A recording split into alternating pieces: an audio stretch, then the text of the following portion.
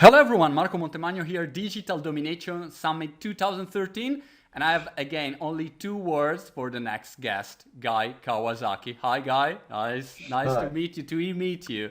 It's a privilege and an honor, I would say. Thanks for being here, seriously. So Guy, Thank- before to begin, I want to give a little bit of context. A Okay. story that you don't know, but is the reason why I know you so well. I mean, everyone know Yeah. you, but I mean, I know you very personally, and I tell you a story. In 2008, Microsoft and Steve Ballmer, they decided to do these mixed interviews. You remember? And Yeah. you were Yeah. the interviewer with Steve Ballmer. Yeah. By the way, very famous interview because you did the interview with the MacBook Air in a Yeah. moment with Steve Ballmer, so everyone talking about this stuff. So, and this was, what you did, and that's your part of the story. The part of the story that you don't know, and obviously the viewers of this video, they don't know, is that Microsoft, after that interview that was so successful, they said, okay, well, let's do it again in Europe. And they came in Italy and they called me. I was hosting a television show for 7 years on Sky News, so I was doing a Yeah. lot of this kind of interviews. And they said, okay, Marco, look, is coming Steve Ballmer, Microsoft, and we want you to do an interview with him. And I said, yeah, no problem. This is easy, for me, I do it every day. And they say, yeah, but there is a problem that you have to check this video from Guy Kawasaki first because we would like something like that. So I say, look, okay, I'll have a look. Then I watched the interview and I say, guys, there's no way. There's no way. You call Guy Kawasaki, you bring him in Italy, and that's it. The bar is too high, And from that moment, I started to follow you, and you inspired me a lot, also for presentation and a lot of stuff. So that's the story. Well, That's the well, hidden story. obviously they didn't pay me and they didn't fly me to Italy because I didn't do it. Yeah, So and I did the interview, and it was horrible, really horrible, and compared also because Steve Ballmer when he entered, his energy, he was so yeah. powerful, and after coming, from an interview with you, he felt like, who is this Italian? I mean, I just say with that. So anyway, guy, let's So start. You survived Steve Jobs twice. I want to start from this point, and because he was a great entrepreneur, but you had this in person, a first contact. Well, I saw you recently doing a speech with the lessons that you learned from Steve Jobs. yeah. Can you summarize in 30 seconds Yeah. this because it was Yeah. very inspiring? Well, I think working for Steve Jobs was just remarkable. Not easy, but it was remarkable. And I think above all, I learned that, people care about design. People want you to jump curves. They don't want you to just do something slightly better. And people cannot express the next curve. They can only express better, cheaper, faster of the status quo. And Steve Jobs either anticipated what people would need or he created it and then convinced people that they did need it. And that was the genius of Steve Jobs. But it was true that he was, rough sometimes. He was tough to work together. Yeah, but lots of people are hard to work for, but they're idiots. Steve Jobs was hard to work for and he was brilliant. He There's was a a big genius. difference. Right. So, Guy, I didn't introduce you properly, and I'm sorry, but what I discovered during this Digital Domination Summit is that if I have to read, all the Yeah. roles and titles of the speakers, I have to create another summit because for all the speakers, the list is so long. But for Yeah. people who never heard about Guy, and I don't know where did you live, guys, if you don't know Guy, but okay, you work for Apple, Yeah. you're now an author, speaker. I don't remember how many books did you write, 14, 15? 12. 12, all right, 12 Yeah. books. You recently are advisor for Motorola, Yes. if I'm right. Yes. Yes. Surprisingly for me, because from your Apple background, that's a Yeah. little bit surprising me. So I just give me a little bit of understanding of this, because Motorola, I mean, is Android and is Well, well, first of all, I don't use any iOS devices. I am all right. pure Android. And this was before I went to Motorola. So Okay. I was using Android phones. I loved Android. I think Android is better than iOS. So to this day, I use a Macintosh. I use a MacBook Air. And I also use, now I use a Motorola Atrix phone, but my tablet is a Nexus 7. And I just happen to think that Android is better than iOS. So when Motorola contacted me, it was a case where I love Google, I love phones, and I love Android. And the nexus, no pun intended, of those three things is Motorola. And Motorola happens to be, 10 miles from my house. Okay. So it just all worked out. Amazing. I mean, Google also recently, I saw Ray Kurzweil going to work Yeah. for Yeah. Google, So we'll all go Yeah. to work for Google in the end. Amazing. It's Google's world and we just live in it. Yeah. Guy, your new book, Ape. I was telling you before, in Italy we call it ape, which means it's also the car that you drive or the insect, because Yeah. we change words. Ape, author, publisher, entrepreneur, which are the three phases when you want to publish a book. I was one of your first readers, to be honest. Yeah. I got it, and I was really impressed. Tons of cool stuff. I read a review that say this is the Bible for if you want to publish a book. This is the real Bible, and I agree because really a lot of stuff, step by step, from the first moment to until you market and promote and sell your book. The book is too big, and I can't speak only about the book. But you wrote 12 books. Yes. You probably got big successes and also learn from mistakes. Yes. How can you help? I mean, 2013, if I come to you and say, Guy, I want to come out with the book. Okay, first I read Ape, and second, which kind of tips could you give me? Well, the second thing you should do is from the moment you start writing your book, you should start building your social media platform. Right. Certainly don't wait till your book is done to then think about how you're going to market it. And I think marketing a book is probably the hardest thing. A traditional publisher is supposed to take care of all that. But now, even traditional publishers, the first thing they ask a new author is, how big is your social media platform? Which is kind of strange. You would think you're going with a traditional publisher to get their platform, not for them to use your platform. And that's just one of the bizarreness of traditional publishing. I think self-publishing it's a lot more work. It's also more lucrative, and I think it's a lot more satisfying. I mean, I cannot name a traditional published author who's happy with their traditional publisher. But okay, you say social media platform, great. You already built a huge social media platform on several platforms, I would say. And recently I also read your ebook about Google Plus, very interesting. And you also been creating a following over there. What are your suggestions? I mean, because you are Guy Kawasaki, so sorry if I say, but it's easier for you because you already have a brand and authority, But if you start from a lower level, what would you suggest? Well, first of all, there's several ways for me to answer that. First of all, I wasn't born with 6 million followers. You know what I'm saying? Yeah. Right. So in a sense, it took me 30 years to get 6 million followers. So it is a matter of being a source of great content. And I happen to take the role of a curator on social media as opposed to a creator. I am so busy writing books and making speeches that I seldom generate new content now. I view my role as to find other people's great content and act as a filter. So that's tip number one. It's hard to both be a creator of a book and creator of social media content at the same time. So I am a curator. And the book was written not for people with 6 million followers, because if I wrote a book for people who had 6 million followers, I would only sell 50 copies. I'm trying to write a book where you have 0 followers, and this is how to get more followers. So I'm not saying that my book will explain to you how to get 6 million followers. It's just not true. But it certainly will help you get 5,000 followers, and 5,000 is about the critical number. And my last way of answering this is, would you rather read a book by someone who had 1,000 followers telling you how to get followers? I mean, that just doesn't make sense, right? So you want to read a book by someone who has 6 million followers because that person did it, as opposed to some expert who says, this is how you should do it, but I can't do it for myself. Yeah, right.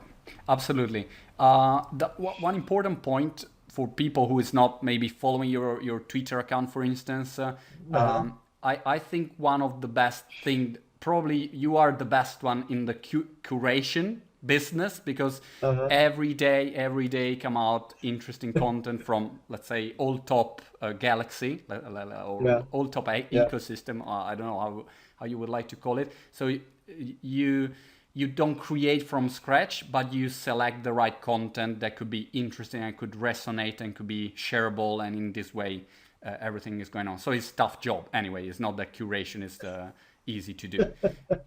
One question, Guy. I was at, I think, a social media world forum Yeah. 1 month ago, and I asked to the audience, all right, guys, let's talk about Google+. How many of you have Google+? Raise your hand. No one. Yeah. It was maybe one that say, yes, me, I What tried, you know. what country? In the UK. So it was Yeah. in London, okay? So Google Plus was absolutely not unknown. Obviously, everyone know Google Plus, but the feeling is that no one is really going for it. Why you decided to go for it? You wrote a book and you're going for it. Is the reason, I mean, that I can't see, or the business still don't get it? Why? Well, the reason I went for it is because I love the aesthetics of it. I love the white space. I love the, inclusion of pictures that were 500 pixels wide. I love the threading. I love the internal system of sharing and plus oneing and all that. So, everything was there functionality wise. And then they added Hangouts, which is truly a great thing. And then they recently added communities, which is also a great thing. So compared to Twitter with 140 characters, the graphics aren't really in line. Sometimes it's a link. Sometimes you can make it a small, postage stamp size view of the graphic. That just didn't cut it for me. I also, on Twitter, the threading is, horrendous, right? You have to search for an @ mention of your name and try to piece things together from, this whole long timeline. It's impossible to thread on Twitter. And with Facebook, what I don't like about Facebook is this concept of EdgeRank, where if 100 people have opted in to follow you, only 15 or 20 actually get to see your post. I just can't understand that. These people volunteered to follow me. Why is it only 1 of 5 can see it? And so, everybody says, wow, but, Facebook is 5 times bigger than Google+, which it might be. But if it's 5 times bigger than Google+, but only 1/5 of your followers can see your posts, the math is they're the same size. Right. So I happen to love it. And this was before it totally got integrated into Google. But now, it is a very good thing to be active on Google+ for your search results. That, people who know you will find you more and find your stuff more because you're active on Google+.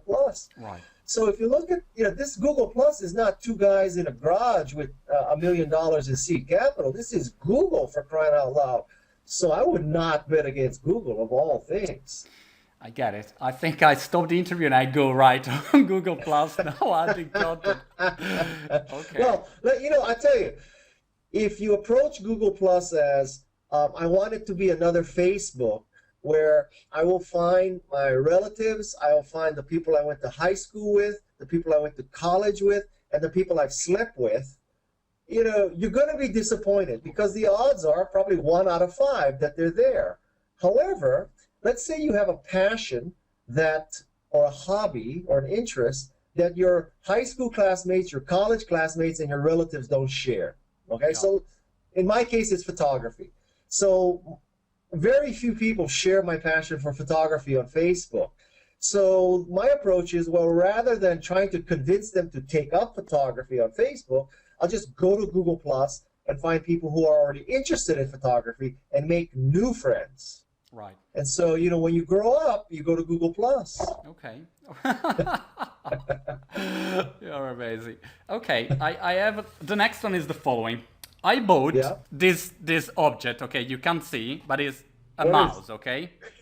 Yeah, okay. Okay, and you are responsible of the fact that Apple is selling this mouse £50, and you buy a mouse for £50, and you're also happy, and you think, gosh, I got the mouse of Apple for £50. Now a mouse, it costs £1, all the other companies can't get a penny out of a mouse. Apple is selling for £50, and there is a queue of people buying a mouse from Apple. And it's your fault. It's part of your fault because you were working at Apple building this company. how could you create in 2013 a company or a brand that has this kind of authority with so much Yeah. noise around in this moment? If you have to advise a company that start now and say we want to create the next Apple brand at least, what would you recommend? Well, first of all, creating the next Apple brand is a very, very big challenge. Yeah, I would not, you know, I would not exactly say that publicly. You can believe that in your heart, but I yeah, would not state that because it sounds like you're having hallucinations. right. I am a marketing person, but I am a product-driven marketing person. So I think the start of all great evangelism, all great, brands is a great product. And so, I've tried to evangelize people with crap, and I've tried to evangelize people with great stuff, and it is a lot easier to evangelize people with great stuff. So, to me, 80% of the action is creating great stuff. And lots of people say, yeah, I created great stuff and nobody bought it. Well, you know what? I would debate that it's great stuff. Okay. So the key is to create great stuff. And if you create it, they will come. I swear to God. So do you think that in the end also for creating something that people share at the end is if you create something great, amazing, remarkable, then people share it? Well, if you create something great, amazing, remarkable, I don't think there's a way you could prevent people from sharing it if you try. All right. To use a modern day example, let's say you start a company called GoPro, right? So now when GoPro started, there was Canon, there was Nikon, there was Panasonic. Yeah. There was, 15 great video companies, billion-dollar companies, Japanese, Chinese, Korean, all these great, huge companies. And yet, this little company starts this camera that records video that you stick on top of your helmet. Right, so why did GoPro succeed? Because it created a great camera.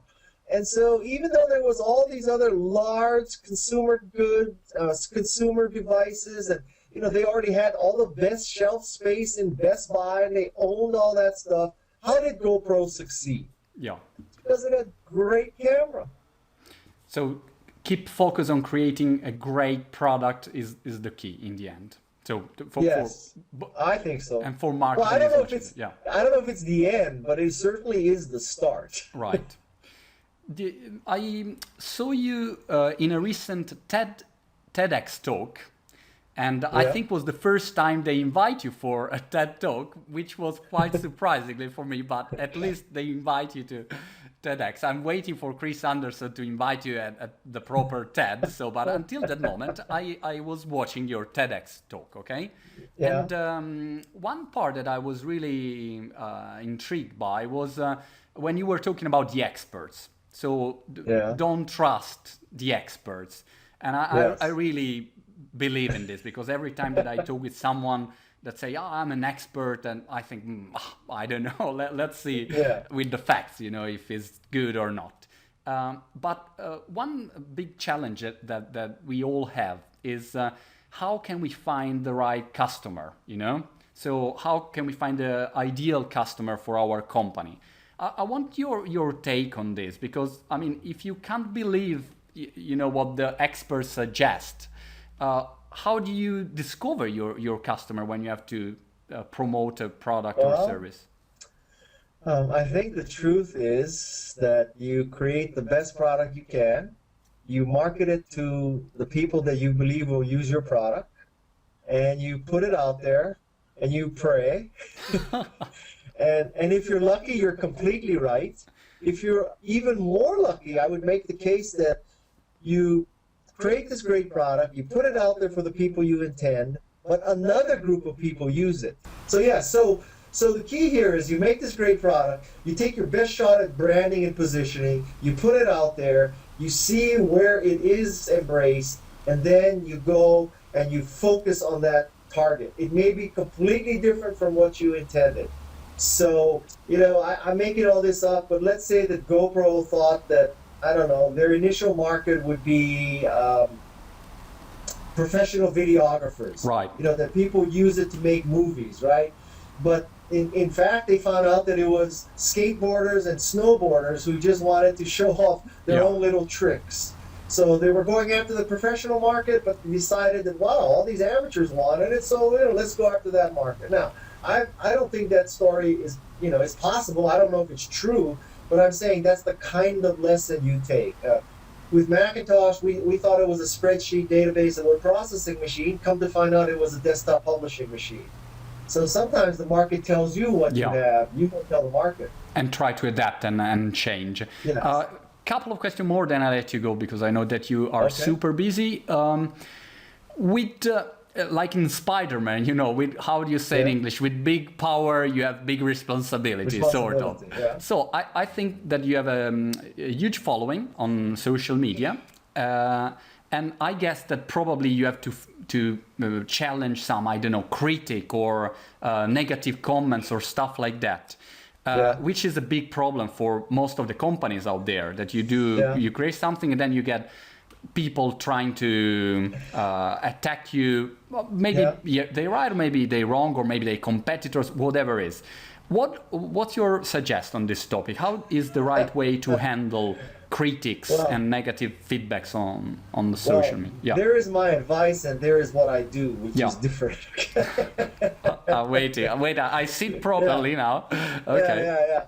So I'll tell you, I think in most cases, well, first of all, it depends. If you're wrong, you're wrong, and you should apologize and fix the problem. Right. But let's say you're not wrong and you're just attacked.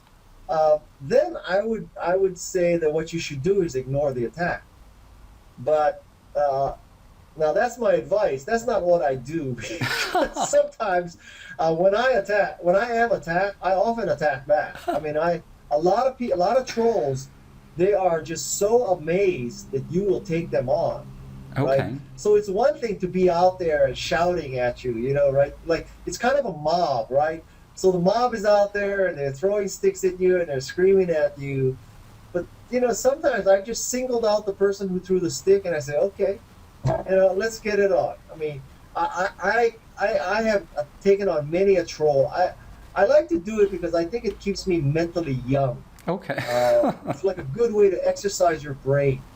And I have found that one of two things occurs when you take on a troll. One is it really wasn't a troll. This person really wanted to constructively give you feedback. That happens about 50% of the time.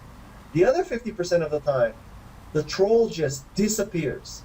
I tell them, all right, so let's take this private because we can't do it on Twitter 140 characters at a time. Send me your email address. Here is mine, and I will tell you what happened. Right. Nothing happens. Sometimes they give me the email address. I send them an explanation. No response. They just disappear. I think they just get their jollies just trying to attack a public figure, but they don't know what to do when the public figure responds. Yeah, right. Guy, last question. If Guy Kawasaki would arrive today from the moon, you arrive from another planet, you arrive here on planet Earth, you get this internet stuff, and you say, okay, I need to create from scratch my personal brand or launch my new company or product or service using this digital world. Where would you start from? Starting from zero. If you start today, what would you do? If I started today, I would start on Google+. All right. I would not use a blog. I think that it's too hard to get people to come to a blog. Google Plus already has, depending on who you believe, 250 or 500 million people. They have all the spam checking, the sharing, the forwarding, the threading, all that's built in. It would help my search results immediately. So I would not tell anybody to start a blog today. I would tell people to use Google Plus as their blogging platform. Right. And I would just start creating and curating, and it's a lot of work. I mean, if it were easy, everybody would have 6 million followers, trust me. Yeah. But it's just a lot of work, and that's what it takes. And be persistent. Last question. Yes. I asked to all the speakers at Digital Domination Summit their favorite, their best 3 apps or websites or tools or platforms that they use every day for their online business productivity or sort of being more efficient. Do you have your personal chart, top 3? So Number one is Evernote. I use Evernote Yeah. just to collect every tidbit of information I need. I am an advisor to Evernote, so I'm conflicted, but I stop you immediately. Evernote, I would say all the speakers say at least once Evernote. So, and they are not sponsor of the event. I want to say that. Okay. So Okay. it's just Evernote. They probably created a great product, and everyone are talking about that. Sorry. Yeah. So Evernote is one. I use a little utility called Jump Cut. And what Jump Cut does is it allows you to have a multiple level clipboard. So there's a lot of times where you need to copy several things. And the way the clipboard works normally is you copy, you paste, you copy, you paste. So you have to keep going back and forth. But with Jump Cut, you can copy, copy, copy, copy, copy, and then you can go up to menu and select which thing you want to paste now. Cool. So it keeps track of all the copies you've done, I think up to like 30 times. So this is a beautiful thing. You know, when I'm doing social media, when I'm curating, for example, I need to copy the link, right? Yeah. I need to copy the exact spelling of the person or the place's name with, you know, the umlaut, the tildes, and all that kind of stuff, right? Right. And then I need to copy the name of the photographer to give a photo credit. So those are, if I had to do it without Jump Cut, I would copy, change window, paste. Exactly, Copy, change exactly. window, paste. Copy, change window, paste. With Jump Cut, I copy, copy, copy. I go to the window where I need to do, and I paste, paste, paste. Super cool, this one. Very, very useful. Yeah. And the third thing that I use all the time is Chrome. I happen to love Chrome. I think Chrome is a great browser, especially for Google+. There's some Chrome extensions like Do Share, which allows you to schedule your Google+ posts in advance, so you can post it at the optimal time for you. There's also something called Nuke Comments, and what Nuke Comments does is with one click, it allows you to delete the comment, block the person, and report the person. Okay. And so, you know, if you really want to encounter a troll, that's a good way to get rid of a troll. So, and there's one more Chrome extension called Replies and More, which enables you to simply click on a button that says reply, and it'll plus mention the person automatically. You don't have to type in plus, you know, Marco, and hope that it finds the right person. It automatically turns it around and readdresses it to Marco. Okay. A very useful thing. Super cool. So those are my three. Great. Guy, thank you so much. Guy Kawasaki, Ape, the guy's last book, author, publisher, entrepreneur. Have a look, guys, if you haven't read it yet. Guy, good luck for everything. Thank you so much. Thank you. Take care. Bye-bye.